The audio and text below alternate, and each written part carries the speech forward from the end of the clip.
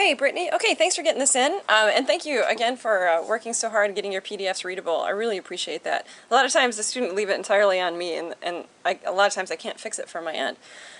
These look great, and you're right. You've got the hard light. It's you're doing Winogrand really well, and you're doing Winogrand in color pretty well.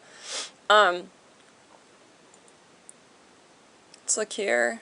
You got a lot of different types of shots. That's great. Yeah, these look really good. And then it looks like you focused on people, which is fine, you know. And then this one's funny because she's like, why is that woman taking a photograph of me? I didn't see her. I don't think, I got the feeling from right up that you don't know these people. You might know these ones, but you don't know these ones. Because typically people don't like it when you take pictures of their children if they don't know you, so I'm assuming that you know these children.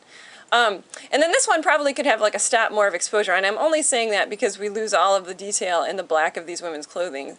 And then it's a bright sunny day, so I know that this could be a lot brighter. Like right now when I'm looking at this image, I feel like I'm looking through sunglasses. And then she, you know, her skin is white, but it wouldn't be blown out if you shot it with another step or so of exposure.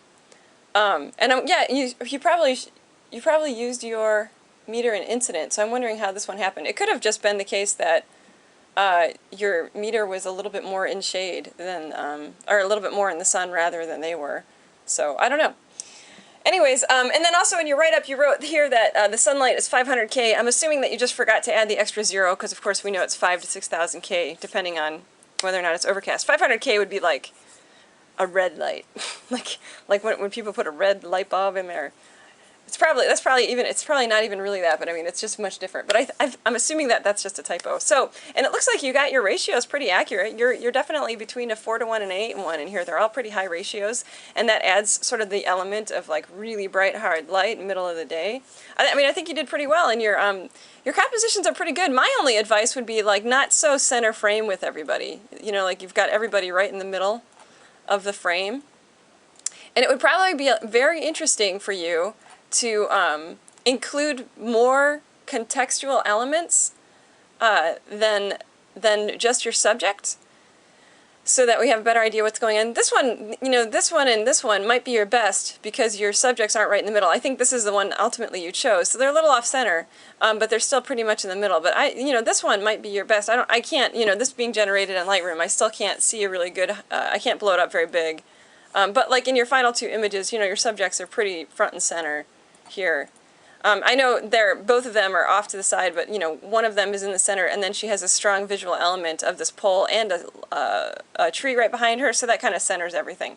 So that would be my advice. You know, if you're going to go out and do shoot at the hip shooting of everyday life, try and be a little bit more Winograndy, and you know, especially for instance in the image that you gave me as an example, and give us more in the scene. You know. I don't know if that was available. It looks like the park wasn't totally packed that day, so.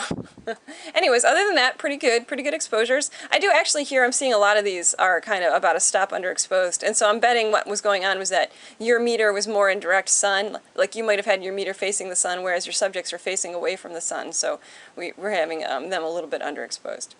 But then these down here look perfect. And then most of this is perfect. Maybe this one, just this one here is a little underexposed. But that's it. Okay, thanks, Brandy. Well, I'll see you next week. Good work.